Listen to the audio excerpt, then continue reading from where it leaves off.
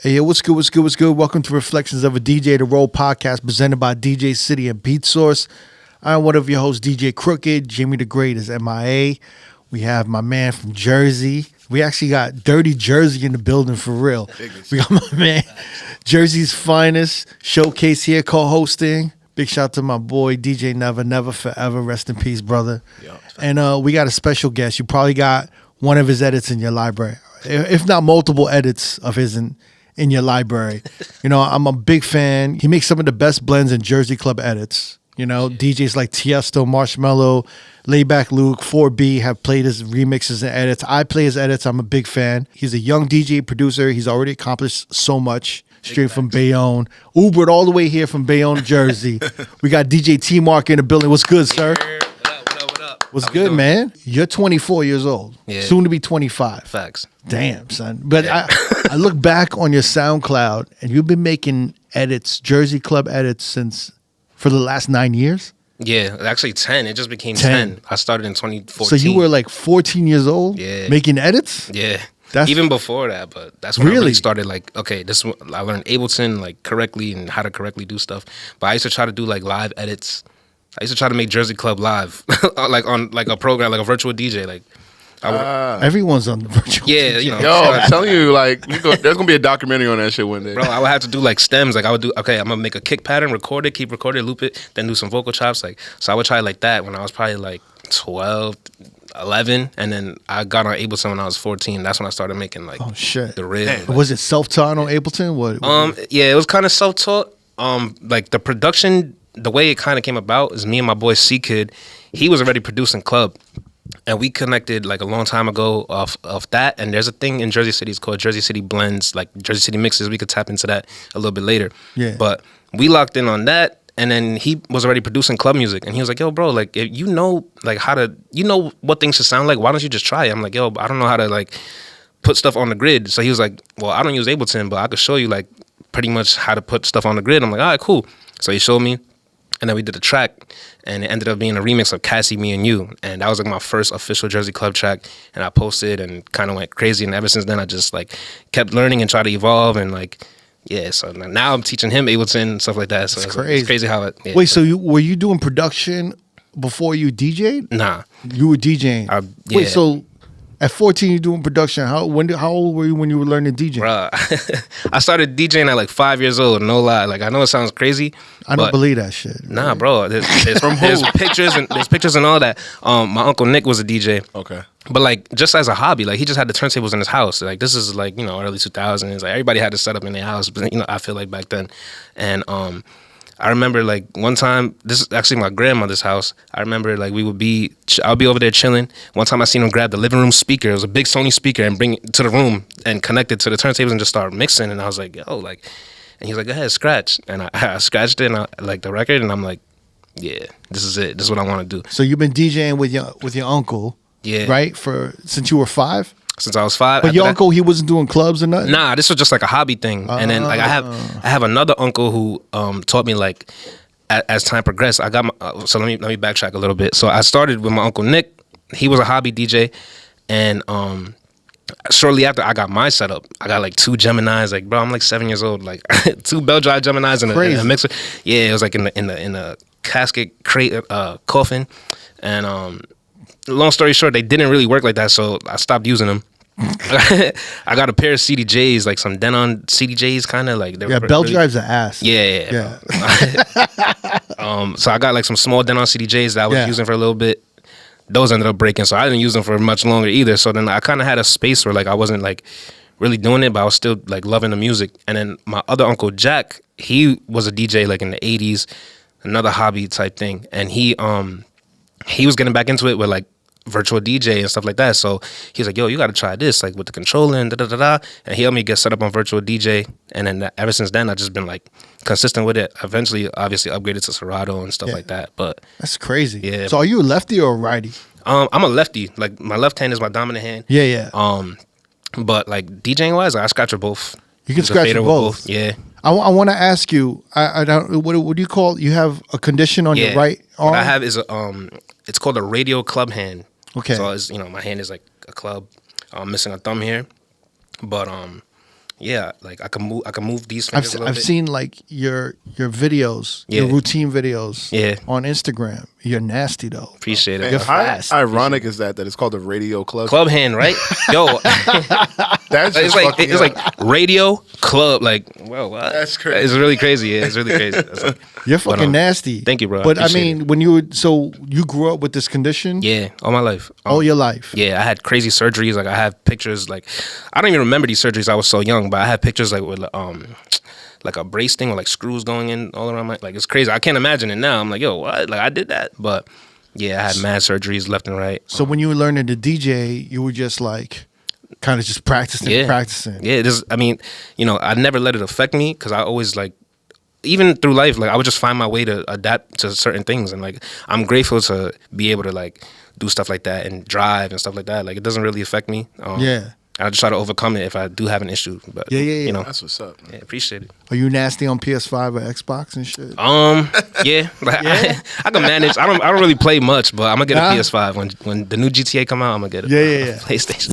Hey, what's good? This is Crooked. We got Jamie the Great here. Yeah. We're here to let you know that we have launched our Patreon, and if you fuck with us, Really fuck with us. if you really fuck with us, Some ride or die shit out like here. if you're a roadie for life, Not a casual. no, I'll take a casual roadie. Fuck a casual. I'll take a casual roadie, but if you're a roadie for life, you're going to go to patreon.com/road podcast. That's patreon.com/road podcast. One more time for the people in the back. Patreon.com/road podcast. Yes. And you're going to sign up and you're going to get an extra episode with this membership. Yep. You're going to get early access to episodes. You're going to see behind the scenes vlogs. Yep. You're going to see extra interviews that we've never released. Whoa, you're giving a lot of free shit going lot on. of free shit. No, Look, Crooked. this is our opportunity to like further build and enhance our community Yes. that we built with y'all. This is like a deeper dive into what we do and what goes on here. And you know, these extra episodes that we're gonna release a month on our Patreon, this is gonna go back to kind of the old school Road podcast where we would talk about all our personal experiences and everything that's going on, from gigs to music to you The know foundation of us. everything. Everything. So if you want to show support, go to patreon.com/road podcast. That's patreon.com/road podcast. We'll see you there. See you there. You were saying something about Jersey. What was it? Jersey? Oh, Jersey City mixes. So Because I wanted to ask you, you're doing Jersey Club remixes, right? And when you're 14, in your early teens, like how are you exposed to this music? Was it all on SoundCloud or was it all online? Like, well, the what Jersey fuck? Club or just like Yeah, just because Well- because I grew up. I wouldn't honestly. I wouldn't have known about that shit if I Yeah. wasn't DJing. Yeah, right? yeah. I guess it came up with Bloghouse and all the Baltimore club shit. Yeah, right? definitely. So like, how were you getting exposed to that shit? I remember like the first like my first like remembrance of Jersey Club is like here or just club music is probably Baltimore instead, but it was like the SpongeBob remix. It was on YouTube, and like I'm a kid, I'm like, oh, SpongeBob remix, like this is fire. And I remember like one of my cousins was playing in the house, and like I grew up with a lot of older cousins, so they were playing all this stuff, and that's how I like started learning about it. And they would have like these SpongeBob remixes, and then like I just kept learning and learning. I learned about like K Swift from Baltimore, rest in peace. Yep. You know, and then as I grew up and started going outside, and like as I like kept going to school dances, this is all that you would hear, and the kids would go crazy like dancing to this. And Is it that crazy like that in Jersey? They're just playing Yes, Jersey bro. Club Yeah. everywhere. Straight Jersey Club part. Like it was a moment in time for a good of like probably at least half a decade where you would go to a party that usually a Jersey Club producer or Jersey DJ was playing, and like you would warm up with the hip hop and R&B, and then the prime time would be Jersey Club. That's insane. Facts. Yeah. So I can't imagine an hour and a half or 2 hours of just straight Jersey Club. you But gotta that's what they understand, doing, right? it was paired with dances. So like this is the part of the party where people really want to dance. Yeah. So Okay. they have like different songs, routines. Shout out to like Lil Man, J Hood, Frosty. They had full routines where like you would look on the stage and see your neighborhood friend doing the routine, and then everybody's following it in the crowd. So it's like, Ride That Wave. I'm pretty sure you know Ride That Wave, right? Oh my God. All right. All right. It's all right. It's all right. I It's all right. claim ignorance. I claim ignorance. so good. So Yeah, there was explain like it, yeah. a big dance called Ride That Wave. Yeah. It made it to like Hot 97. DJ Webstar hopped on. What the year is dance. this? This is 2009. Yeah. 2009. Okay. And I was in Vegas. Yeah, at this time. Yeah, I was Jersey tapped Club out. was still for us, like for Right. Jersey. Because I was in the Baltimore club wave in the early 2000s. Right. You know, I was like, you know, the Postman shit, Right. yeah. Aretha Franklin's, like all that shit. You know, we was on it. And the way to distribute underground music at the time was like, you know, it was Right. hard to get that across the country, let alone like different parts of the world, like how it is now. But like that Jersey Club thing, it's still popping. It's just like when we used to, these parties was really crazy, Yeah, bro. you Like had to full be on, there for real. like get your roll on, get the patty cake going, Wu-Tang, Sexy Walk. Sexy Walk, Skip to My Lou. Yeah, all those dances, bro. The Team Lil Man anthem was probably like one of the most viral dances. When it's like it was a full routine that he basically rapped or sang on top of a Jersey Club beat. It's like a Fat Man Scoop, but like on a Jersey Club, but like, you know, Yeah, not points to left, but it'd be like, you know, It's like right, front, Yeah. back, front, left, front, and then you're doing all these moves to it, and it's crazy. It took Jersey by storm, and eventually the world. That was like a worldwide record, that anthem. What y'all know is like the Running Man, like you know, Yeah. to Ghost Town DJ, Yeah. like. But we've been doing that for a year. Rocking Your Hips, like what Uzi's doing now, like that was birth, Right. in Jersey, you know. Facts. So you grew up on this shit. Yeah, definitely. This was a part of your shit. It was around in the city. It was the bubbling, hottest- and you was yeah. outside. Facts. Your older siblings, your older family was on it. Yeah. And you were like, "Yo, I'm on this shit." Yeah. The way like the way I seen it outside and what it was doing to these crowds and stuff like that, I'm like, yeah, I definitely got to get, you know, I got to start producing this for myself. So Especially where he was from, like Yeah, that yeah, Bayonne, Jersey Bayonne, City Jersey area. Oh, for real? Yeah, Rich yeah, culture, like Facts. rich culture. So, like in your neighborhood, is it predominantly Puerto Rican or is it just mixed? It's like what is mixed, it? bro. So The I grew mixed up with, shit? I grew up with like every mad different cultures and stuff like that. A lot of my friends are all have different backgrounds, Caribbeans, and you know, I'm like a mix of everything. So that's kind of how I got my actual knowledge on music too, and then obviously my family and stuff like that. My family are all big music heads. So Yeah. Wait, so tell me about this Jersey City mixes. Okay, Yeah. What is this? How does that tap into everything? So this is like before I started making club music or anything like that. My first ever mixtape was me doing that, and basically what that is like, I'm gonna explain it to you, and it's gonna sound crazy, like insane. Like it'll be like 4 different beats stacked up, one acapella, or maybe it'll be a couple different acapellas. And sometimes these mixes aren't even in key, but it's like you just had to be there. Like the town just loved this type of music. Like, I can give you some examples. Like there's guys like Simage and Nelly Nell that were like the big DJs. 007 that were like the big DJs back in the day. And this is like, so my Uncle Nick, like this is what I grew up on here in his car, and like my mom's car and my dad's car. Like this is what they was playing, like these mixtapes. They were actually on cassettes. Like this is how long ago it was. And then eventually it went into the 2000s and stuff like that. So when I started, Crazy. like, So it was like Crooklyn Clan, like party breaks kind of. thing, yeah. So it'll be like an R&B acapella, like a Monica acapella with like a Jay-Z beat, and then it'll be another melody from a different song, all stacked up on each other. Like it'll be the drums from one. Oh shit. Yeah. So I'm like, not hip. I didn't know about that. Yeah. This is like you really had to be from around there. And Patterson has their type of style of this too. It's like Patterson blends. So like often Jersey City and Patterson DJs like kind of go back and forth. Like, oh, we got the best blends. We got the best Fam, blends. this is insane. Like I don't know about any of this shit. Yeah, so I this didn't is- even know there were different sounds in Jersey that spread to the different. Yeah. This is like very like small. Like I said, like if you were around there, you would know like a lot. Shit. And like a lot of kids my age don't even know it. I just know it because that's what my family was playing, and my uncle that I wanted to be a DJ after watching him. Like that's what he was playing. Damn, you're like well seasoned in the history of Jersey club and Jersey sounds. Wow, yeah, bro. So the Jersey City mixes, you were hearing this shit early on. Yeah, mostly through my family and stuff like that. But like I just like I said, a lot of kids my age don't really know it, and they don't really know what I'm talking about. Like sometimes, like, yo, you never heard this, and they'll be like, nah. But like it was just something like a sound that I loved. So my first couple of mixtapes were that. I'm doing blends like that, stacking beats on acapellas, and like sometimes it'll be one acapella, spin it back, drop another acapella. Like it was just like I gotta show you guys some examples. But yeah, send it to us so we can for play sure, them. For sure. Yeah. You guys are gonna hear and be like, this is a mess. But that's what it was. If you was from there. Damn. So like even early on, you're a kid, you're getting exposed to this, and you want to make this music. Yeah. And it's all off key. There's no rhyme or reason to this There's shit. no rhyme or reason. It's just vibes, I guess. Like the beat's knocking, the drums are knocking, like, and that's the thing too. It'll be like no proper mixing, so the drums would be cranked up, but like it sounds good. Like you just had to. I don't know. I don't know how to explain it. You just had Good to, for the time. good for the time. Yeah, it's like some super 90s and like kind of like a They had that out here too, like in New York culture, there's blends like that. Like they'll take that Gap Band acapella and like mix it with something else like that. In Jersey City, they would do the same thing with that same acapella. Yeah, so it's like the mashup era, but I didn't know Jersey yeah. had this whole like fucking series Yeah, bro. of It's shit like a real that they were small, doing. like underground type thing. Yeah. Okay, so this is really interesting. So I went on your SoundCloud, and 9-10 years ago, you launched it. You even like created like there's like one SoundCloud post where you're Yeah. like, yo, this is my new SoundCloud page. Yeah, so it's actually I actually had one before that, and They were taking y'all down. yo, what? Yeah, yeah. All these copyrights and got taken down. Crushed me, bro. I'm like, nah.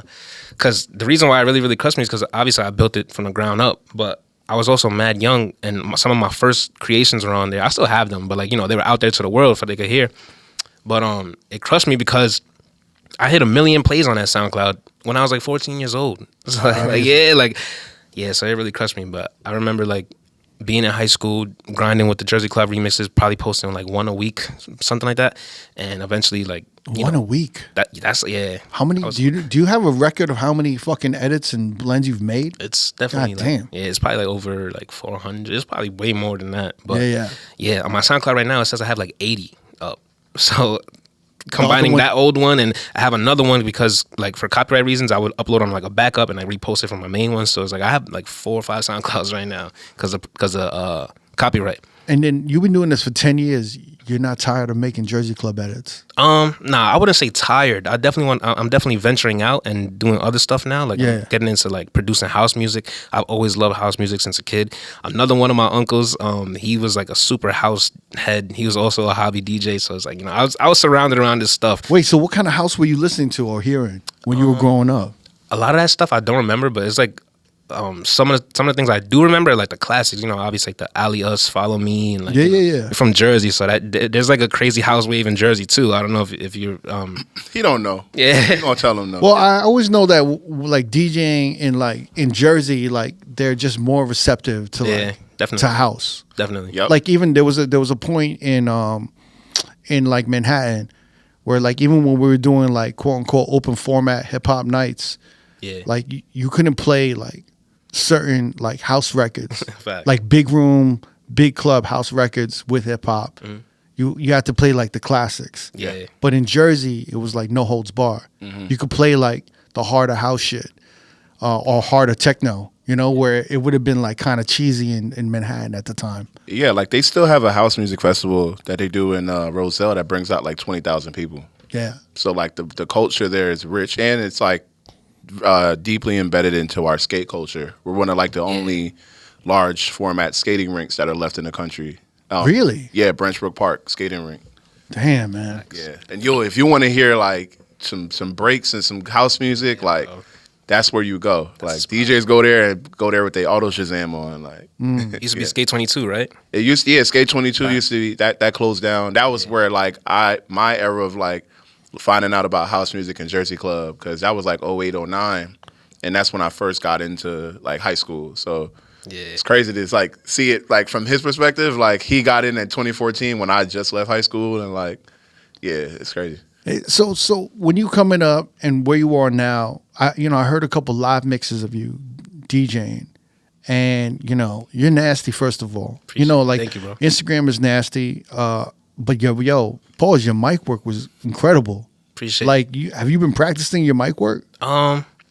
It's crazy. I really don't. Like, I just kind of like go with the vibes and like, but I definitely like kind of studied a couple cats, like not anybody specific, but like, just being out and hearing like, okay, what's the, like not even the MC, but what's the DJ gonna say while he's mixing, or like when he's about to bring in his record, and like, that's kind of how I learned. But like, I remember like one time, I used to do these parties, which we could get into a little bit later, but in my teens, I used to do these team parties, and they were like crazy. It was called A-list Teens, and we used to bring out like celebrities and everything. They used to be packed out, like over like 500 kids, probably like close to 1,000 kids. It's crazy. Like, it's kind of like my first foot in the door of like doing a club, even though it was a teen club, but it was crazy. So, it used to be me and a couple other guys, and one of the DJs would be like the main guy who talks on the mic.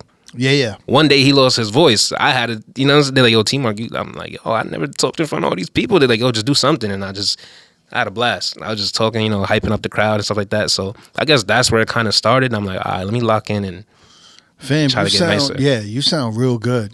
Thank and you, bro. then you have a lot of filler. You know, like it's all Yeah, about yeah, having. yeah.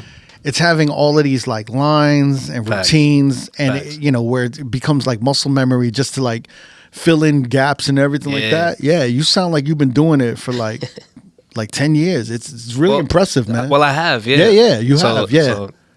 And I appreciate it because I feel like as DJs, that's something that we always critique ourselves on. But I could be better, MCing and like party rock, like controlling the crowd. So I appreciate that for real. Nah, so when you were coming up, who were you looking up to? Like, who were the DJs? So a lot of the DJs I grew up listening to, obviously DJ AM, rest in peace. You were getting exposed to DJ AM? Yeah, bro. I remember like.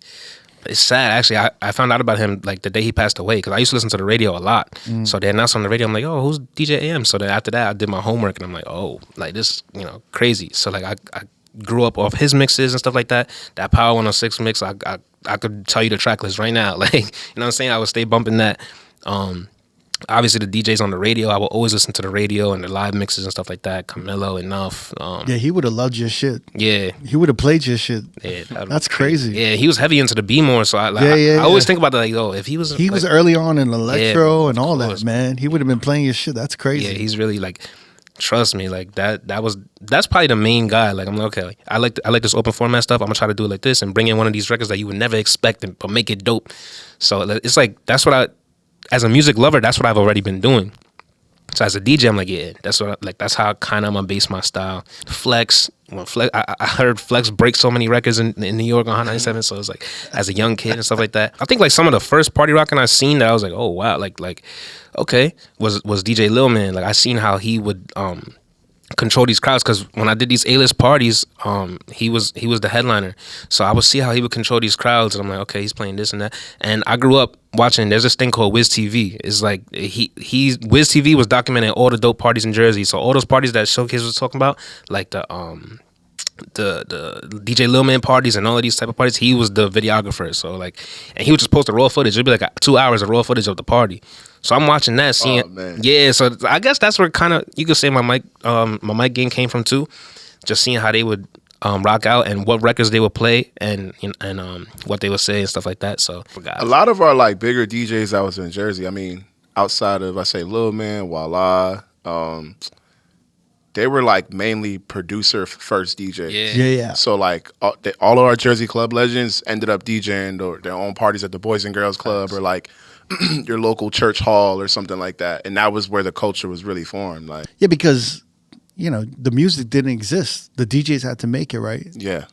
And they created this whole movement. Yeah. So like it came hand in hand. If you wanted to DJ and produce these sounds, you had to make the shit. Yeah. So it completely makes sense. Yeah, it's really similar to EDM. That's like how a lot of the EDM or like sometimes the EDM producer will blow up first and like, okay, now I got to learn how to DJ or like vice versa. You start blowing up. Okay, I want to start producing now. It's like, so it's kind of. Do you want to DJ house and EDM more? Yeah, definitely. Than hip hop and because I've heard some of your live mixes. You're DJing a lot of hip hop. Yeah, I wouldn't say I want to do one more than the other. I kind of want to be like a obviously open format, but like, in these festivals and stuff like that. And I feel like the music I play is definitely like kind of a foot in the door, or like kind of like getting me close to that. Yeah. But still keeping my open format roots and stuff like that.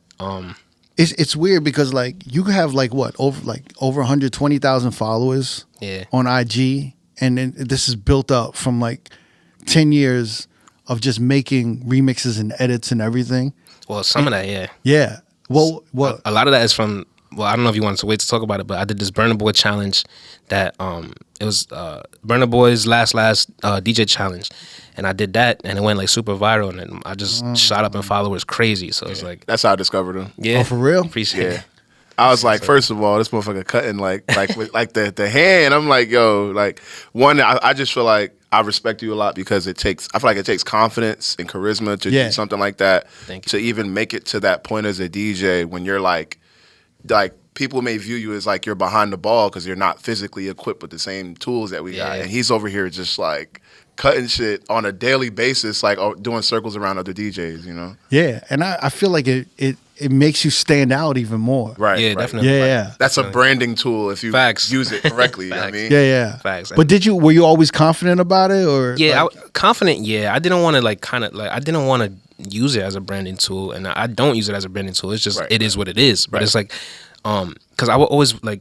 I didn't want to feel like that. I didn't want to like get like sympathy because my hand like, oh yeah, he's dope. But I want to be like, nah, I'm really dope and I got this hand, and it's like, you know what I'm Facts. saying? Yeah. So like I would like not hide it, but like I would like try to not put the focus on it too much. But then like as I like grew up, I'm like, yo, bro, this is me. Like, Right. let me show these people, and I can inspire people that's like me or that's not even like me, and that can find inspiration in this. So it is what it is, man. So when you're listening, you're 24 years old. What are you listening to? Like, what are you inspired by? Listening to? Which artists? Because we always talk, like, we're in the clubs and we're like saying this is probably maybe the worst or the most difficult year for like hip hop, right?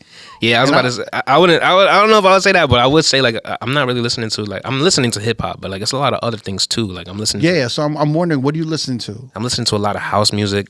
Like what producers or DJs are you listening to? Like Fred again? I like Fred again. I like Rufus the Soul. Yeah. Rufus the Soul.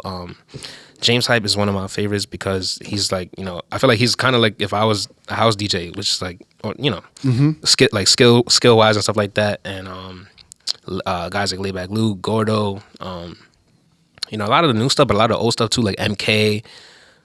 Yeah. I've been following like MK's music for a minute. Diplo, stuff like that.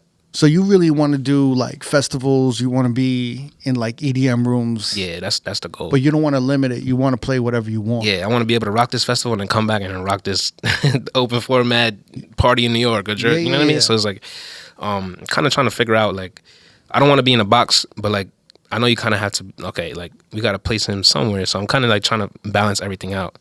So my question is this: as you're 24, you've been able to go out like what for the past 3 or 4 years, like to the clubs and shit. I've been out. You've been out and about. Yeah, one way or another. You know what I'm saying? Like Yeah.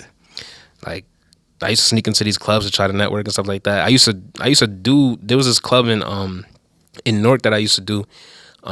When I was like 16 years old, I was rocking that club. Like, but it would be like, yo, just walk in, go straight to the booth. Like, you know what I'm saying? Like, What club? Rio.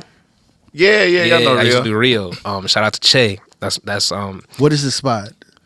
It was a pretty popping spot. It's just Yeah. like, I mean, And you cycle. just snuck in with you had a fake ID or some shit? You gotta sneak in. You just gotta go. Like I was DJing, but like, so it's like, yo, like, the promoter Che, he was one of my dad's good friends. So like, once I got a little bit older and like I could rock a party, he was like, yo, like, come with me. I got some gigs for you. So, he put me on to the Rio Lounge and a couple other spots too that I don't really remember the name of right now, but Rio Lounge is one of the big ones. And he was like, yo, just walk in, go straight to the DJ booth, like, and just rock out. Like, try not to be around too much. Don't do too much. Just DJ, do what you gotta do. But it was like really crazy because it's like, yo, I'm rocking for adults. Like, they're looking at me like, yo, who is this kid? Like, Yep. I'm playing like all this house music and like all these throwbacks. I'm playing freestyle, like 80s freestyle. Like, I'm playing stuff like that, and then I'm playing like obviously the old school hip hop 90s. And I'm rocking Mobb Deep and stuff before I was even born. So it's like, yo, who's this kid? Like, so eventually I kept DJing there and other spots and stuff like that, and that's kind of how I grew. And then I was like, network wise too, like sneaking to these clubs, and like a lot of people started to know me from doing other stuff and like the Jersey clubs. So I was like, yo, pull up, I got you, blah blah. One time I remember sneaking into the club to meet Camilo. This is like 2016. I'm like 16, 17. Shout out to Camilo. Yeah, big shout out to Camilo. It's really funny because I snuck out to go see his set, and then I got a picture with him. It's on my gram. It's like 2016, 2017, something like that. But he didn't know who I was. So, it's just, let me get a flick, blah, blah, blah, networking. Fast forward a couple years later, he's tapped in. It's like really funny, but it's like I remember sneaking out to go, network and try to talk to these guys and get my music heard to these guys. So it's like, Hey, yo, what's good? This is the R.O.A.D podcast, Reflections of a DJ. We're here in New York City, and we have invaded the Sound Collective. Now, I want to explain what the Sound Collective is. I got my man Lefty from the Sound Collective here. Lefty, thank you for having us and hosting this beautiful studio for us. Exactly what is the Sound Collective here in New York? Modern, state-of-the-art facility with tons of production gear. And one side of it is you can be a member and you can come here and pay monthly to use the rooms and the gear and sign out time and our space. We have a state-of-the-art studio. We have all these production stations, DJ stations, instrument practicing rooms and such like that. And you also teach. You have classes and sessions, right? We have intensive programs, short-term programs that people can come and take Saturday classes on DJing, production. There's like kind of a community building within where there's like DJs, producers, musicians. Up and coming producers, people honing their craft and learning, and DJs and all these things. And they come here and practice, and we have all the new gear, so they come to check that out and get familiar. And a lot of DJs will come in from out of town, being like, let me get a day pass so I can just get a refresh on the 3000s and the V10. And what's great is that a lot of our guests, everyone from like Clark Kent to the technician to like Camilo, they come in here and they're just like, holy shit. You want to play with all the gear, man? Yeah. I didn't even realize this, but you guys have like studio spaces where people can do live streams and they can do their Twitch streams. Yep. We got a whole green screen set up already, multicam, full on switcher. Like, we also do a lot of events here. We're bringing a lot of outside talent, organizations. We got a big event coming up with DJ City, Beat Source, and Serato. That's part of our family. Yeah. We did a big one last year with them. We got another one coming up. For our listeners, is there any way we could hook them up with a deal, or, you know, like if they put in a Road podcast code? Yeah, tell me about it. What else do you have in vision for this deal? It sounds like we're well on our way. Why don't you tell them? You're working with us where they can type in a code for like Road. Yep. And they'll get a month free, right? Yeah, on our online platform. We have a whole online platform with like masterclass style education. Nice. Different categories and everything, instruments, drums. I mean, and then we have these things that we're launching right now called Pro Paths. So you can choose, like if you're a producer, you can take the Ableton Pro Path, the Logic Pro Path, you know, Serato Studio. Goes through a wide variety of knowledge besides just stuff in that skill set and discipline. So our Road listeners, if you're in New York, you can check out their facility. You can do a day pass, a week pass, a monthly pass. You can check out their site. You have access to all the education online. Soundcollective.com. We also have a YouTube channel that has some of our content from the educational courses, and all of our events are live streamed and put up there. I hope we can come back here and use your facilities again. Looking forward to it. Shout to Lefty and the Sound Collective. Thank you so much. You were telling me that you listened to his podcast with Camilla, right? Yeah. And he was talking about 9 a.m. banger. Right. And then you like, you're going to that shit. Yeah, I'll be there. I'll be there early. I didn't know. And you were telling me that 9 a.m. banger started in what? 2016, 17? I believe it was like 2016, maybe 17. It might have even been earlier. Big shout out to Stevie G. He's been with them since like day one. So that was kind of like how I found out about 9 a.m. banger a very long time ago. Yeah, and that's an 18 over party. Is it? It might be 20. I think it's 21. And you were still sneaking in though. No, 9 a.m. banger I just started going to now, like a couple years ago. Okay. Yeah, but these like a lot of these other events that were like 18 plus and stuff like that, I was definitely like trying to get my foot in the door some way or another, you know? Even if I can't get in, like, yo, let me talk to somebody, the promoter, the owner, or something, like, damn, that's so outside for real. So what scene are you trying to break into, like out here in New York on the East Coast? Because I know you were telling me you were traveling a little bit, right? Yeah. I like well, obviously the house stuff and you know, like some people book me to do like a Jersey Club set, like a 1 hour Jersey Club set, or like, you know, it's kind of like an artist set, like T Marq the artist, you know, sort of thing. Yeah, I would assume you got a lot of those. Yeah. It's funny because I'm like, yo, like I would have one booking. It's like, okay, do this Jersey Club set, and then it's like, yo, just do this open format set. Like, so it's like when people ask to book, I'm like, what kind of set do you want? Like, what's this party gonna be like? You know what I mean? Wait, which cities are asking for your Jersey Club set? Only Jersey Club? Mainly Jersey and a little bit of New York, but yeah, mainly Jersey. Mainly because I was curious if LA or anybody's hitting you up for that shit. There's some talks.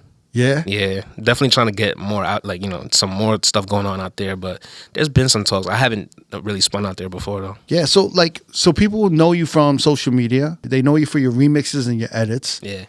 So, like, what is the majority of your gigs coming from? The edits? It's everything? It's from all it's over, just all bro. scattered? Yeah, some people book me off the edits, like I said, like kind of a T Marq the artist, you know, type of thing. Or some people just book me off like, oh, yo, I seen your skills on Instagram, you dope. Come do this open format set. Come rock out this open format set. So it's like, I kind of have to ask, like, yo, like, you know, what's the vibe, you know, type of thing, like, so I could adjust my set. But a lot of times I'm just there and, you know, read the room, see what's up, you know. Yeah, reading the room. Interesting. Very so wait, important. you've been going to LA? You said Atlanta? Yeah, I went to LA, Atlanta, Miami. I just did Miami Music Week. So when you go into these cities, are you trying to like figure out what are the bangers in that city, or like you're trying to do like a Miami, LA set or ATL set, or no? Probably not like a specific set to these cities, but definitely like, okay, what's popping out here? Like, I would definitely ask like some of my DJ peers, like, yo, you know what I'm saying, what's the biggest record out here right now, or like what's a good throwback that I could throw in that? And I'm like, yo, like, who's someone you would ask? I'm curious. If I'm in LA or like Cali, I would ask guys like Jay Espinoza, Miami, I have a couple people out there, like, but a lot of Miami, for me, from what I've experienced, is like a lot of the house music. Like I just did the Miami Music Week, so like I think if I would play out there, it'd be something like that. So I'll probably ask like one of my guys, like Breeze or somebody like that, or like, you know, but it's a lot of house music stuff like that. But you know, I know Miami is like a lot of Latin, so I think I'll be alright over there. Yeah. So with Jay Espinosa, he knows of you just because he's a fan of your edits and what you're doing on social media. I believe so. Y'all, we chop it up often. Yeah. Something like that. How did y'all connect? Bro, I grew up watching, you know what I'm saying, like 3 Style and stuff like that, and even before that, like I've been very inspired by like the West Coast DJs. Like I like, you know, they have like a different style. It's like a very smooth style, so I always watched them and stuff like that. So I knew of Jay Espinosa, and I've been following him on the gram and all that. And I think I don't remember how long he's been tapped in, but it's been a very long time. Like we've been chopping it over the years, and he's been dropping my stuff, which is crazy. Where at the time when you were growing up, like where were you getting your music from? So, because I mean, I feel like for my generation, it was like LimeWire, all of these pirated websites. Yeah, it was definitely LimeWire. It was definitely LimeWire, but that I had like a crazy CD collection, but like a lot of things would come from like my older, like my grandmother. Like she was very like into technology, and she would just burn me CDs. Whatever album just came out, burn me a CD of that. So I would always have stuff on deck, and it's like she told me a lot about like. She was very early on the reggaeton scene, so she told me a lot. Like a lot of my reggaeton knowledge came from her showing me these CDs and stuff like that. What was she listening to? Like the General? El General, yeah. She was listening to Tego. Oh, she loved Evie Queen. Like everybody's like in my family is like, yeah, she loved Evie Queen. That was the era, man. Yeah, that was definitely that was a great era. So I grew up on that. My mom is very big in music. My dad too. Like I have a crazy like wide like knowledge on music from my whole family. No, it seems like it. Yeah. Do you get nervous with all these gigs from out of town that you're getting from in Miami or LA or even Atlanta? Like, I would on holding down the rooms and what to play in LA. It's so different from the East Coast and Jersey, New York. Yeah, not really nervous, but like definitely I would be cautious. Like, okay, I know I can't play certain stuff. Like, you know what I mean? I know certain stuff is gonna fly out here that won't fly out there. But I like to take risks too. So I'm like, let me try. Let me try to push her. Let me create this edit right quick that might make it go well. Like, you know what I mean? So yeah. So like you'll create special edits for like certain gigs in certain cities. Definitely. Wait, so what's something you would do for like LA or Miami? Is there something that you created special for any cities? But like, you know, if I had to pick something out, whatever's going right now, or like a classic, you know, probably like a Snoop Drake classic and with something blended new, or like the opposite way around, a new song under that beat. Maybe something like that. So wait, is there any city that you're like looking forward to that you really want to tap into? I really want to tap into the West Coast, like heavy. Because, really? you know, I grew up watching all of these DJs and stuff like that, and like I love that style.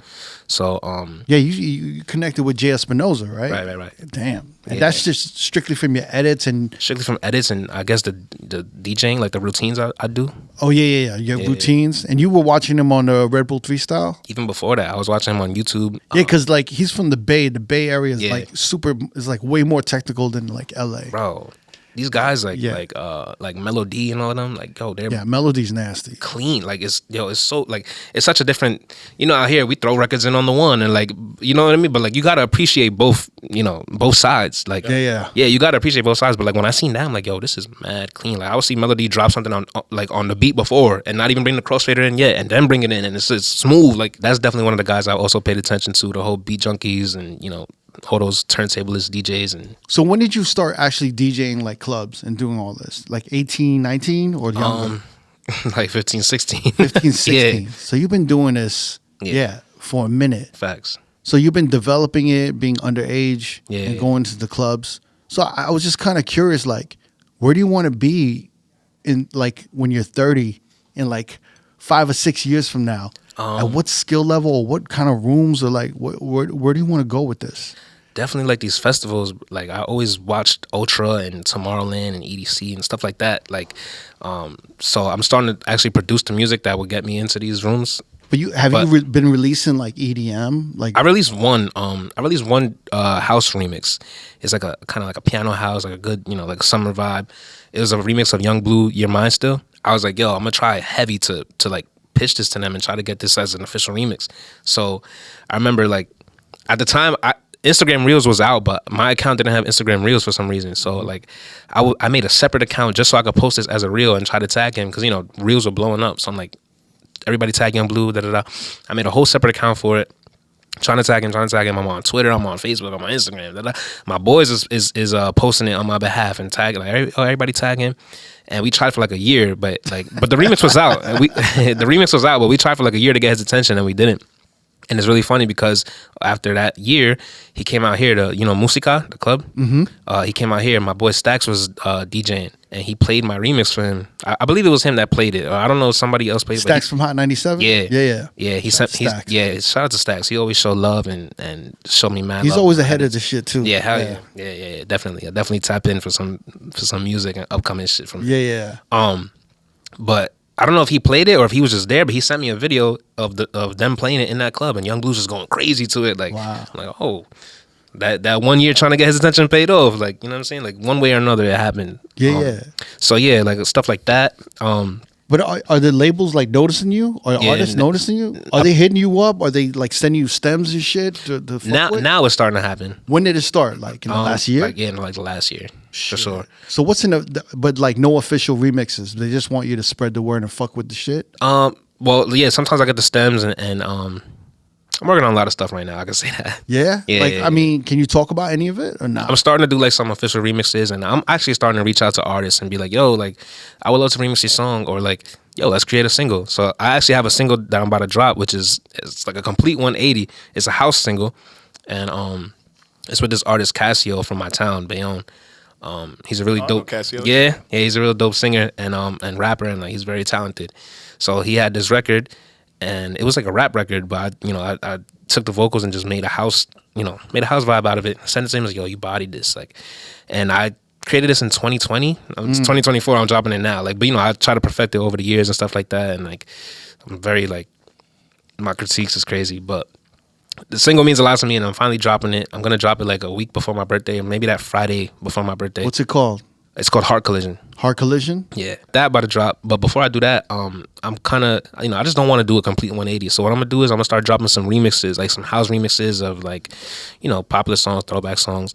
I got two right now that I'm going to drop probably like every week leading up to the single. So, wow. Yeah. That's crazy. So you're slowly trying to move into EDM. Yeah, definitely. So what is the relationship in your perspective between Jersey club and EDM? They're very similar. I would say that Jersey. But is the EDM like welcoming of Jersey club? Yeah. Yeah. Hell yeah. It's crazy. It's a crazy story with Laid Back Luke. But Laid Back Luke was one of the first, like festival DJs or like somebody to play my stuff on a big stage. Yeah. Ever. And it's very funny because So you've always been getting kind of the support. Yeah. Wow. Yeah. Outside of Jersey and like, your region, EDM has been showing y'all love. Yeah. Mad. Especially with your edits. Yeah. So that's why I kind of feel like it's kind of like natural for me to get into that scene a little bit. But I'm keeping it Jersey. Like I got some stuff that's kind of like a fusion. Like I'm gonna play you some I'm gonna play out some tracks. Yeah. So Laid Back Luke was one of the first motherfuckers to play your shit. Yeah, for sure. He's one of the first big DJs. I remember I'm like 15 years old. That's crazy. I'm on Twitter. It's like 2 a.m. I should be asleep for school, but I'm on Twitter networking. Son just told me like, yo, just tag him and put my SoundCloud link. Now that's kind of like, yo, you wildin', like, don't do that. But like, I don't know, son just told me to do it, and I did. I was like, yo, check this out. I've been watching you, like, I've been watching your music and listening to your music and watching your sets for a very long time, which I have. My uncle, that's into house music, he showed me Laid Back Luke when I was probably like 10, 11 years old, and I heard him one time playing like this Baltimore like kind of thing. So I was like, oh, okay, he's tapped in. So once I started producing, I was like, let me try to get this to him, and I sent it to him. Went to sleep. The next day, I woke up with a reply. He's like, "Yo, these are fire. You got some fun, like cool edits on here." He's like, "I'm definitely gonna play some." I don't even think he said that, but he's like, "You got some dope edits on here. They're fun." Da, da, da. I appreciate it. A couple months after, he's doing Ultra. I'm watching Ultra because I always I always watch it. I love it. I love that whole scene. I'm watching it, and I'm watching his set, and I hear my edit. I'm like, "Yo, this is crazy, blah, blah." Mad people start hitting on my phone. Yo, congrats. Da, da, da, da. I'm like, yo, this is insane. I remember like jumping around, like I like kicked something in my room, and like the light turned over. It's like I'm mad excitement.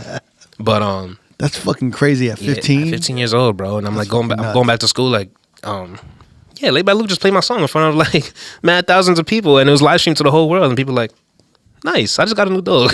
Like, no, like nobody really understood how crazy that was. Like, but he was one of the guys that, and still today, that's been very, very like, he would give me great advice, and like he would tap in and show love. Recently, he just gave me like kind of my flowers. Like, I commented on one of his things. I think he just reached out to me and was like, yo, I see you killing it on the socials. Like, keep it up.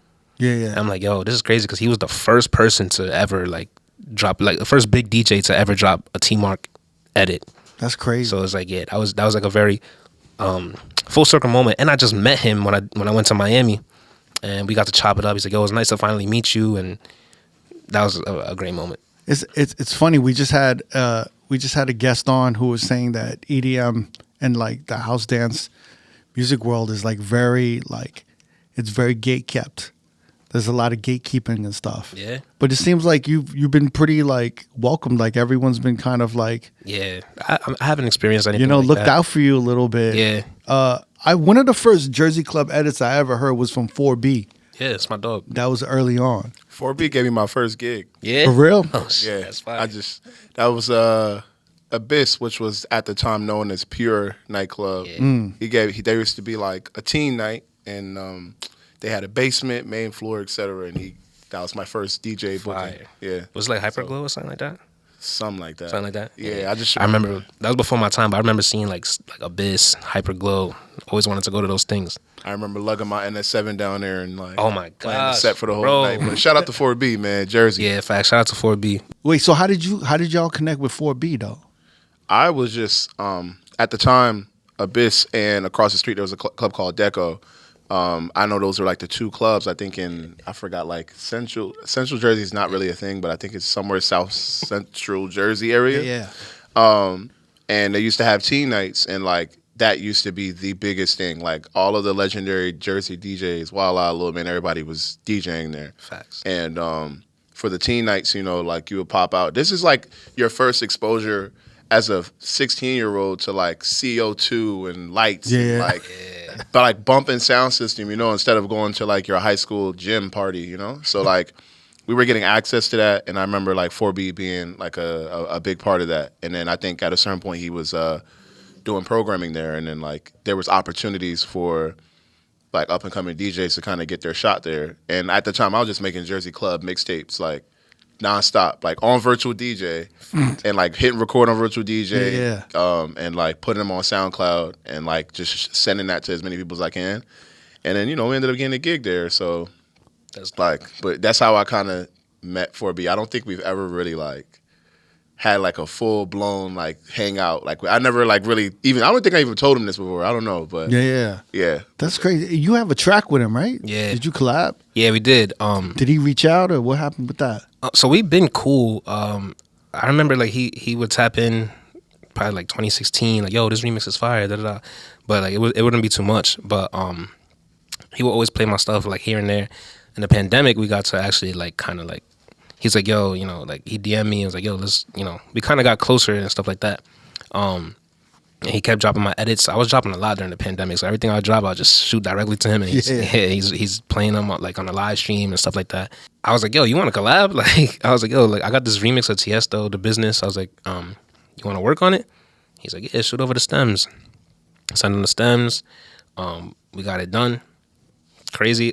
We had it unreleased for a long time. Like so we did this remix. And I would pull up like whenever he was in Jersey, which is like he has this one big party in Jersey and headliner down the shore. It's like a pool party in the summertime, and I just pulled up and I sent him a picture. He's like, "Bro, you here?" I'm like, "Yeah." And then I was kind of like, "Let me make my way to the stage. Like, let me try to like, you know what I'm saying?" So he seen me. Finally, like I went from the back of the room all the way to the front, like by the DJ, and he seen me. He told like somebody to bring me up. They got the flashing lights. I'm like, oh, this is crazy. they brought me up to the stage, and he played it. He said, yo, this is my remix of T Marq, blah, blah, blah. He introduced me to the crowd and stuff like that. We did that. Another event in Jersey, like I was just start pulling up on him and you know what I'm saying, just networking, showing my face. A lot of his fan base is the same as my fan base, obviously, because we do the same type of music. So it's like I would meet a lot of fans and you know what I'm saying, just like network and show my face a lot. And get my music played, and a lot of good stuff came from that. Yeah, it's interesting that you keep bringing up networking. It's like Yeah. an important thing. Where did you learn? When did you learn that early on? I would say that this is something I also learned from my family. Like my pops, his peoples did music back in the day, and they were always out networking and like, yo, we got to go here, we got to hand out flyers for this thing. Like, you know, Shampoo from YNVS. Nah. Okay, well, he works with Def Jam a lot too, so he's like on the street team for Def Jam. And back in the day when I was a kid, my dad, you know, they grew up together and stuff like that. So anything that they had going on, they're like, yo, we gotta go hand out these flyers for this event, or yo, we gotta go do this, go to this release party with such and such, and blah blah blah. So like, I understood how important that was from a very young age, and I always like I joke with my manager Twan, I'm like, yo, it's gonna be like 10 years from now, somebody's gonna pull up like, oh, like, I just stumbled upon this old 9 a.m. banger set. And what's T Marq doing in the corner? Like, so I feel like it's gonna be like really cool to look back on. But you definitely got to get out and show your face. And I'm trying to practice what I preach because I'm really a homebody. But like, you know, lately I've been outside, and you know. When did you start realizing, like recently, that you got to go out and you got to like network at the clubs? Because that's the first thing I tell my like DJs. It's like, yo, you got to go out, you got to listen, especially when like things start slowing up with their gigs or anything. I'm like, yo, have you been going out? They're like, nah. And I'm like, yeah, you're not tapped in. Yeah, nah, you have to. You got to put that name to your face. I think I learned it once I started like kind of like, you know, getting noticed for my edits. I'm like, okay, everybody knows who T Marq is. Or like even once I started getting known for my routines, like, okay, some people would know me if I pull up to this. Let me just try. And like even places that don't know me, let me just go and talk and introduce myself. And oh, you know, I did this, I done that, and it's like, oh, okay, we're gonna take my contact, we're gonna talk. Like, so it's definitely important, especially if you're trying to make it into these big rooms or any room. You got to go out and introduce yourself. Yeah, that's really, you know, at such an early young age, like you guys are like, you're really on it, man. I think it's really interesting. Actually, I do want to go back when you made that edit with 4B, the business with Tiesto. Right. Is that when he played your edit? Yeah, facts. So we dropped it on my birthday, and you know, it went crazy. A lot of those other What edits. birthday was this? This is my 22nd. Yeah, 2 years. It was like XXII, like in Roman numerals, right? Yeah. 26. Yeah. So we dropped it on my birthday, and I dropped it with some other tracks that still like kind of get played a lot too, like my Sun Goes Down edit and a lot of stuff like that. But the business edit, Tiesto himself actually played it on his he has like a Club Life, like kind of like a mix show, and he played it and he shouted us out. He's like, yo, got this fire edit from 4B and T Marq, like he played it, dropped it. Crazy. Yeah, it's a good Jersey, look. bro. Yeah, great look. Stop playing. Shout out to Tiesto. Yeah, there's a lot of Jersey pride in here in the building right now. big outside. Yeah. It's so what right now, what do you think is your biggest obstacle? Or what do you think? Yeah. You got management right now. How did you get management? So this is my man's Twan that became my management. Is this who I was talking to? Yeah, Rich? it's him. That's him. Yeah. He's laughing because it started out as a joke. Like, To start as so I went to your page and I was gonna DM you and I was like, oh, let me talk to his representation on his bio. yeah. It's great. So yeah, how did y'all link up? So like I'm hugely into cars, and so is he. So we linked on like some car shit. Like we're both into Hondas and stuff like that. So we just met on some like car shit. Like we would Typical chill. Puerto Rican. Yeah, typical Puerto Rican. And typical Filipino. Facts. Is this Filipinos in Jersey? Oh yeah. God damn, man. He's Puerto Rican on the weekend though. What? But yeah, so Yeah, like it's crazy. I've been like my whole life growing up in New York. I never met anyone Filipino. yeah, Yeah. Never. Wow. it's crazy. Come to Jersey City, you'll see us. Yeah, facts. All right. I never went there, yeah, for sure. But yeah, so like we met like on some car shit. Like one of our other boys, like one of our mutual friends, like brought us together, and we would just chill, talk about cars. Like he was getting into his car. He had his Civic, and I had like I had an E46 BMW at the time, but now you know, whatever. Okay. Okay. Yeah, like that's another thing. We'll talk about it. That's SoundCloud money paying, huh? Yeah, you know, I bought it at 16. Wait, SoundCloud gives you money? I'm kidding. Oh, okay. Nah, I don't know. Nah. I'm like, y'all motherfuckers getting royalties? Nah, but that was like from me DJing. Like I bought it, and I bought it at like 16, which is really crazy. I didn't even have my license. It sat for a very long time before I got my license. But That's great. Yeah, you're not paying rent. You're not having no bills, pretty much. I was saying, let me buy a car. I don't know why I did that, but I did, and it was cool. And it was a money pit, but you know. But I've always been into cars since I was a kid. That was another thing I got from my uncles and my family. Everybody's always into, typical Puerto Rican, like he said. But yeah, so we met off that, and like we were just cool with the cars and stuff like that. And we would chill and regular, and it became like an opportunity presented itself that came from Twan, and I was like, yo, you know what? You should represent me as my manager in this. But like it was like funny because like I don't know if you know the show Big Time Rush. There's Gustavo Rock, which is like the major producer and manager. So I started calling him Gustavo Rock. We just bug out like, yo, this is Gustavo, da da da da. And like the opportunity presented itself. I'm like, yo, you should represent me in this because like you bought it to me, da da da. So we just joked, like, yeah, this Gustavo, da da da. So now he really just became like my manager for real, like Yeah. So That's. I mean, you're pretty much set. So you've been holding down his shit. yeah. So like I asked before, what is your biggest obstacle right now, like in this stage of your career? Obstacle, I would say, I'm not sure. Probably. Are you wondering how you can like transition over to EDM? Is that one of your things? Maybe that. Yeah, Or just maybe not, or like not getting pigeonholed to just right. being Exactly a that. Jersey club or Exactly hip hop that. DJ. Exactly that. Yeah. I just wanted to make sense though. I just wanted to be like, okay, well, T Marq's doing this and doing this and doing. So like, where do we put T Marq? Like, you know what I mean? So I just wanted to make the most sense.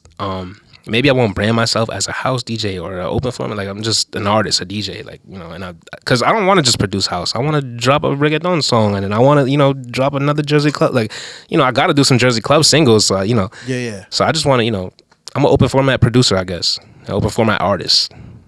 But yeah, that's definitely an obstacle. Trying to like make it make the most sense.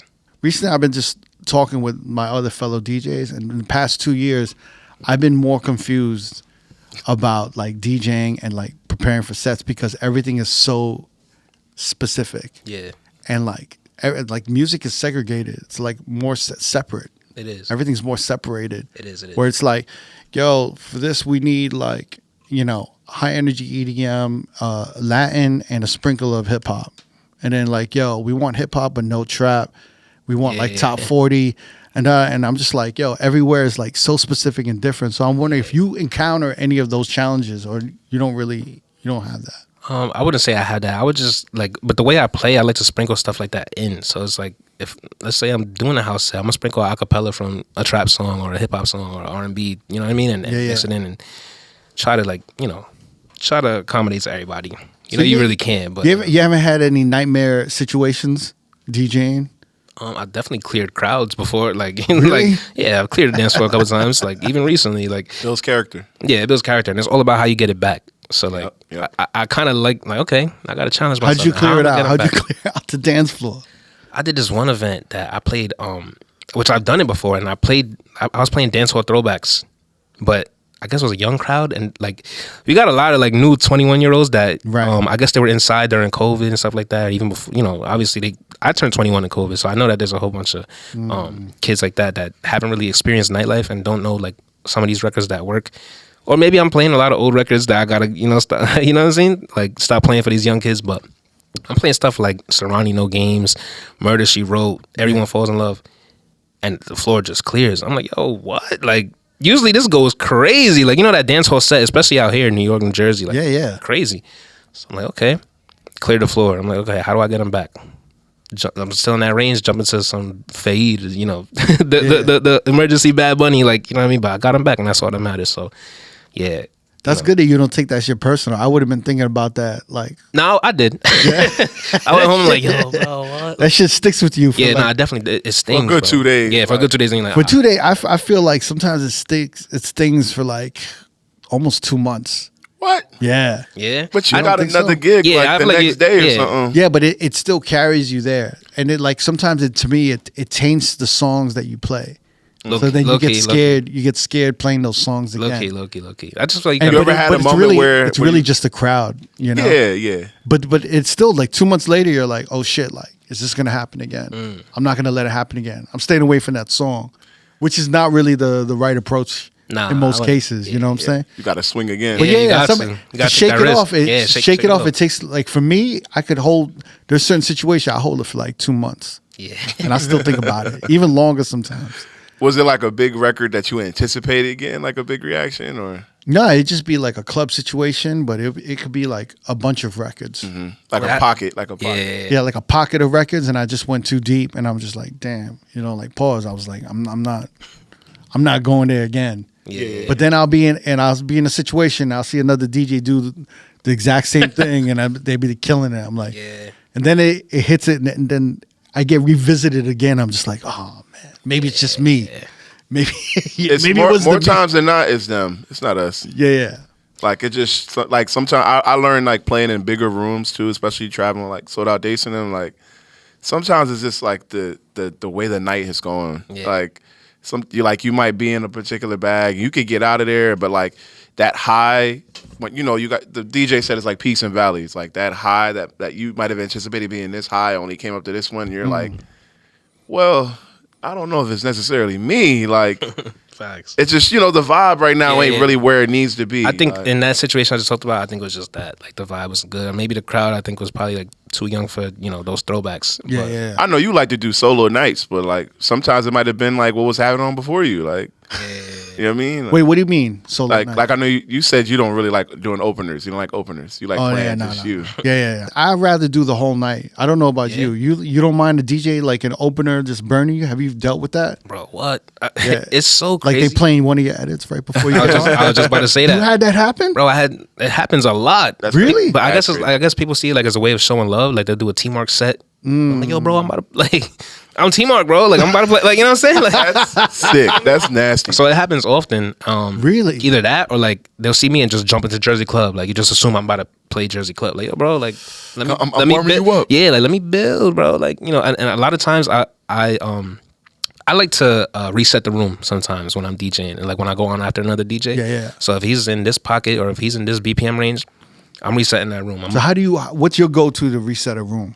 Like how do you? It wouldn't be no specific record. I don't think. It'd just be like, all right, he didn't play this. He forgot about like, you know what I'm saying? He didn't get to play this. Let me play this. I know they haven't heard this all night. Or if it is a specific record, it's most likely a throwback. So how We early played are together. you? Yeah, we did. He actually he reset the room reset after the I room. got on. That's right. He Oh, did yeah? like I think he did the Crooked Clan, where the ladies at. Yeah, the typical, But then I went into like reggaeton and stuff like that. Like So Why was he burning? He was playing your shit, right? nah, he didn't. Nah.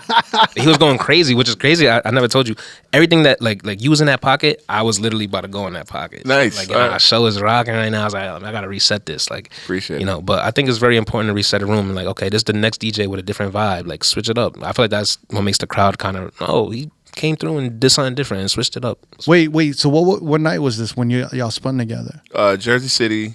It was at a legendary spot called Porta, right downtown. It was Sunday Scaries, which is like a party thrown by I think Filipino folks and like the Asians. and Asians. Yeah, they throw a damn good party. It's a great party. They play a lot of like they're very open to Jersey club, dance music, like reggaeton, hip hop. I play a little bit of everything, and then T Marq got on after me, and it was dope. That was my first time like playing with him, and like there was no drop off. Like party just kept kind of going up and up, and it just got hotter and hotter in the room. Like That was a great one. I had a lot of fun doing that party, and I actually have that set recorded with a GoPro, so I'm gonna upload that soon. I love doing that set. Yo, I just started like, I was like, you know what? I'm gonna play Justin Bieber. Like I just started playing like stuff that I like.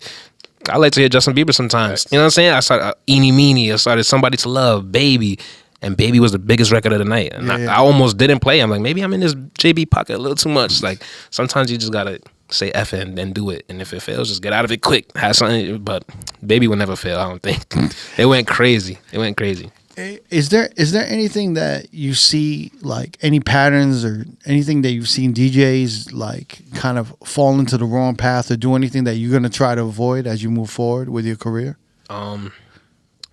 Yeah, I guess like, obviously people say don't get comfortable. So I guess like, trying to just keep evolving and kind of just keep moving and doing stuff. And I, sometimes I beat myself up for that too. I'm like, damn, I'm not posting enough content. Like, I got to lock in and do some videos, or I haven't dropped in a minute. Like, stuff like that. Obviously, like, it gets even deeper than that. I'm just trying to stay focused and level-headed, and I got a good team around me, so I'm just locked in with, stuff like that. But You got the team.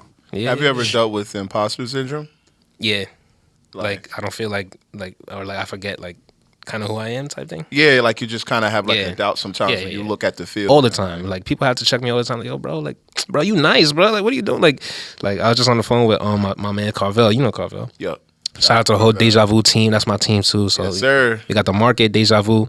We did a lot of stuff together with Show and everybody, the Fly and everybody. So yeah, like he be having to check like, yo, bro, like you tough, bro. You need to do this.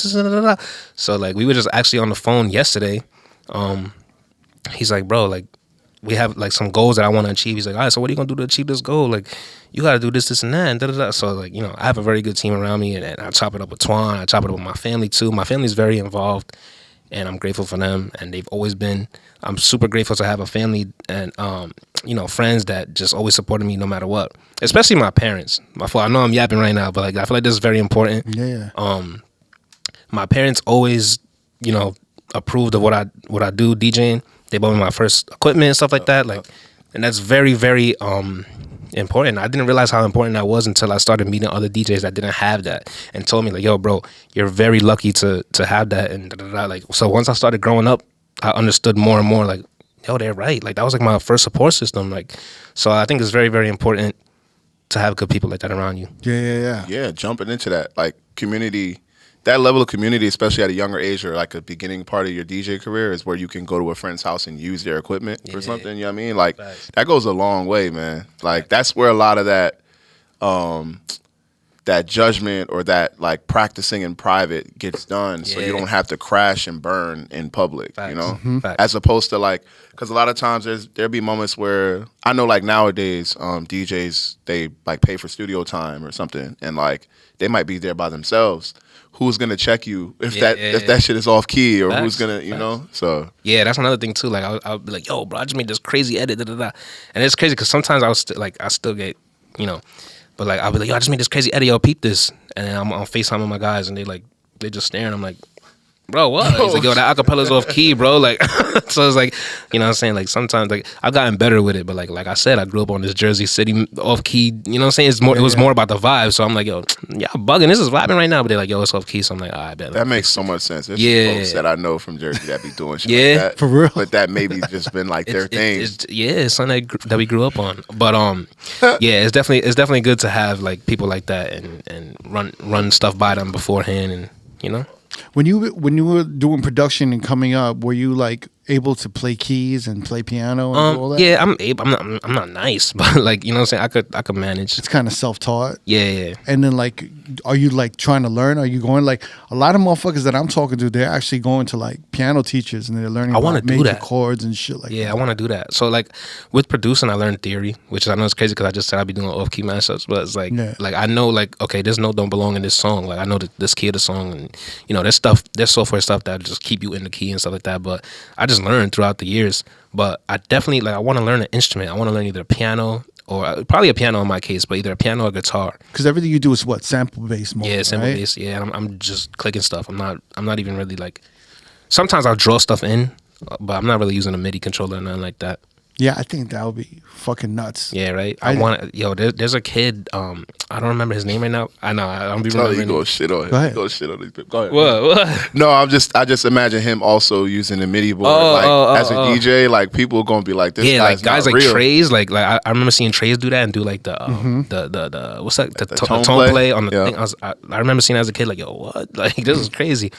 I want to on another note, I want to implement like a sampler into my stuff, like a DJS 1000, I think it's called, the Pioneer, something like that. But there's actually a kid that has a disability similar to mine that he plays the piano, and he is nice. I think he was on like Ellen years back and stuff like that, and like he's dope. I see him on the gram a lot. So like that right there showed me that I could do it too. It's like. Wait, so when you're making these EDM records and you're about to drop all these like house songs, it's really just sample based? Well, it's sample based, but like if there's a melody, like a piano melody, I just drew it in. But I'm not like physically, like, you know what I mean? Or sometimes I will. Like, what do you mean you're drawing it? So like on the like Ableton, for what I use Ableton. So on Ableton, you could just, it's a piano roll, it's called. And you could just click the notes that you wanted to play. Yeah, so you click them, you like do the length of the note and the velocity, how hard it's on, like, you know what I mean? How hard you press the keys, so like type of thing. So you could do all of that on the program, which is crazy. Interesting. As you're moving forward, and with production, do you think you're gonna like drop an EP or like an album or collection? Or is that somewhere on the horizon? I would say I always stayed away from like doing like a Jersey club EP because a lot of it is remixes, and I don't want to deal with the copyright and stuff like that. Yeah. And like I feel like it kind of limits the creativity because I can't use too much of this acapella because I don't want it to get flagged. So what I'm gonna do when I do a project or whatever, it's gonna be all original for sure, and it's definitely something I want to do. I want to do like either an EP or an album. The album will probably come later, but soon probably an EP. An EP. When do you think you're trying to work on that? Like you're just gonna take your time on that? Yeah, no, I'm working on it now. I have some records like I've had records sit for years. Like the Heart Collision song is from 2020. I'm about to release it now in 2024. Like I have records from 2021, 2022. Like that I just stayed perfecting and improving. That I know that like okay, they're special because I've heard them all these years and I'm not tired of them. So it's like that's another thing too. Oh, shit. So yeah, it'll probably come out soon. How many hours are you spending in production a week? Too many. Really? Yeah, very like per day. Like how many days a week and how many hours a day? Probably like 6. Wait, so you're doing 6 hours a day? You're doing 7 days a week? Yeah. God damn. I try to like clock in. Like you know what I'm saying? I try to like treat it like a real like thing and like okay, I got to do something every day. I gotta go and perfect this, but like I also mix and master a lot of my stuff too. So the production, it might take me like an hour to do, maybe 2 hours to do a remix. But I'm sitting there mixing this one snare for forever. You know what I'm saying? So it's like I'm very hands on with what I do, and I don't like. I could get an engineer, but like I'm very like particular with a lot of my stuff. So I would just rather do it myself. So you mix and master your own shit? Yeah. Crazy. Yeah. How did you learn that? Just by ear? Yeah, just by ear and YouTube. Wow. YouTube University. Right now in the scene, like DJ curated events, like theme parties are like the wave right now. Yeah, definitely. Are you trying to start your own party? Yeah, I've definitely been. So I did one. It was called Vintage Vibes. It was like a old throwback outside party.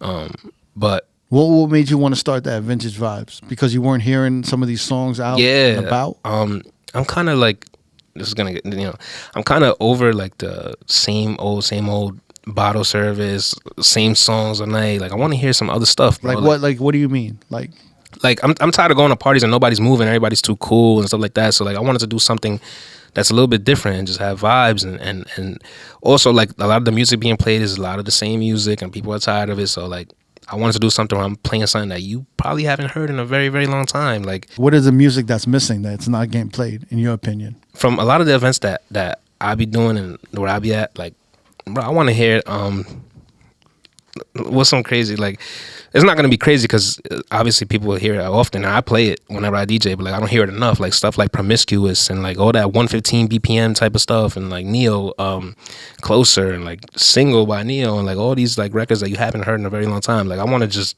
play some 80s vibes or like, you know what I mean? Like so where I'm at, there's kind of not a lot of that. So that's why I was like, this is what I would do to kind of stand out on my event. But I did one, it was cool. We want to do another one, we want to make it bigger. Pause. we want to do another one, we want to make it better. But I'm just trying to manage everything. Yeah. But these curated parties are like, that's it right now. So it's like that's kind of the wave. It's funny you're bringing up all the 2000 shit. That's you're calling it vintage vibes. I know, yeah, I know. I'm sorry, Eric, but listen. I mean, the Deja Vu team is doing. Yeah. So I'm working. I'm part of a team called Deja Vu, and we're doing like these type of events, and we take pride in like playing stuff like that you don't really hear, and like we take pride in kind of doing like these theme events. Like we just did a brown sugar party, and it's called Brown Sugar. It's on it's in Black History Month. We just did one at Barcode. You was on set. Yes, sir. We just did one at Barcode. It was crazy, packed out, 2,000 people, and like we in there, we vibing, we playing vibes. Like we're not playing like some of the stuff that normal. I mean, we got there, but like a lot of the party was like vibey stuff like that. We did a party in Lobby's Patio, which is a club in Jersey. They got like a patio outside. It's called Caliente. It's like Cinco de Mayo. So like that's like another thing. We're playing like vibes and like Spanish stuff and stuff that you wouldn't really hear though. Like different types of just trying to make it different, trying to make it dope. Deja Vu is hitting like a strong refresh on the energy that like Jersey built. Facts. I think with dance culture, they're like still balancing it with like this. How I feel now with Jersey is that the Jersey club culture is so rich, but it's spread everywhere except Jersey because there isn't really any space for us to fully express ourselves in the manner that we'd like to. There aren't many dance floors left in Jersey, if any. And But the interesting thing about Jersey, like when you speak about it, do you guys have like a large tourist crowd that goes out? It's always going to be local, right? Yeah. It's like it's not like New York where you have like a sprinkling of like tourists Nah, here you and get there, some even here in and there. Brooklyn and Manhattan, you know. Yeah. But it's like with the Jersey scene, it's always going to be strictly regional, most of the time, right? I can't say that for long. I would Yeah, say yeah, that yeah. because the development, from just an economic standpoint, the development that's going on in Jersey City and Newark facts. alone is going to bring in so many people from around the country, Yeah. especially New York. Wait, what's the development you're talking about? Like new apartments, Yeah, new yeah, yeah. storefronts, like all of these things. Are Like you seeing people coming in from like other cities, like Yeah. what, Philly or some shit? yes, Wow. people coming from, I mean, even South Jersey, but like New York, Philly, DC, like they're all kind of just moving into Jersey City, moving into Newark in these new like luxury apartments, and like where there used to be a Burger King where people used to sell drugs, now there's going to be a Chick-fil-A. Like it's just one of those things where real facts. like in the next 5 years, Yeah. I'm excited to see what will happen, because eventually somebody with enough money is going to say, I want to open up a new club. And it's like, what will they do with that club is kind of what matters, But back then when I was DJing, like as an 18-year-old and stuff like that, there were like warehouses that were scattered across Newark that allow people to like dance and play music that we want to play. And like say like the Deja Vu crew, or even me, myself and Fly, we were like struggling to find places that we didn't have to worry about selling these tables, more so about like playing the music we want to play and entertaining the people. You know what I mean? So it's a different space, but I think Deja Vu is bringing that energy, they're restoring that feeling with the events that they're doing, the way that they market them, and just the way they make people feel. So I just want to give my guys their flowers, man. Facts. Yeah. I couldn't have said it better. I couldn't have said it better. One of these days I got a troop out there, so let me know Yeah, for when sure. when you're doing your event. We're actually doing a crazy event Yeah. August 31st. It's called Best Day Ever. There's this club called Lit 21 that they have like 2 parking lots. And they let us use the bottom parking lot. I think it holds like 2,000 people maybe. Fire. So we're putting like a crazy stage up there, and like we're gonna have vendors like around. It's gonna be crazy, bro. The tickets are already selling out. We just did like a tier 2 kind of ticket, like but the first tier already sold out fast, like within within like 10 hours they sold out. So we just put more up. Moving. Yeah, it's gonna be crazy. So you should definitely pull up to that. I'm gonna try to come through. What is that, Labor Day weekend? Labor Day weekend, facts. I'm gonna try to make it. It's gonna be crazy, bro. Everybody out there, ticket links is in my bio. Yeah. My bad, I had a plug, but you know what I'm saying? That's our next big like project. So Yeah. Also, big shout out to Comma Crazy. Those my facts, guys. big shout out to Comma Crazy. Those are We're like in Comma Crazy, collaboration with Deja Vu, the Mix. Like there's a lot of folks out there that are still pushing the Jersey culture with the limited amount of space we have. Wait, if motherfuckers are coming to Jersey, right? Yeah. And then what is like the top, I don't know, in your opinion, what are like the top 3 or 5 clubs that they have to check out? They're probably owned by the same person. Yeah, but, facts. I already know where you're going. I mean, you probably say like North Jersey, talking Barcode, Lobby, Lit 21. I'm trying to think. I mean, if you look, I mean, the only black-owned spot that's really holding down, and it's not even a club, it's Delta's. It's a restaurant bar, but like they bring in the dope DJs. They have Mr. C there every year for the Biggie brunch. Yeah, rest in peace. Yeah, rest in peace. I'm trying to think of who else. Like, I mean, Lil Tijuana. Shout out to Lil Tijuana's. Yeah, their bunch is moving. Who else? I don't want to forget nobody, but I want to shout out as many because there's still clubs out there that do have that bottle service format, but Yeah. like it's still they still vibey. want to bring vibes to for sure, the for sure, club, for sure, you know? Yeah. for sure. Yeah.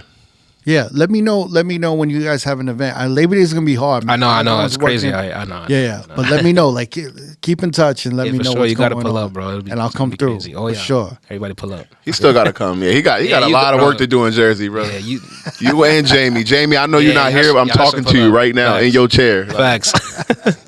Nah, yeah, definitely. Hey yo, Showcase, thank you for co-hosting today, man. course. Hey yo, T Marq, thank you for coming through. Thank you for having me, bro. For real, Yo, for real. man, you're super talented, man. All my crates are infested with your edits, bro.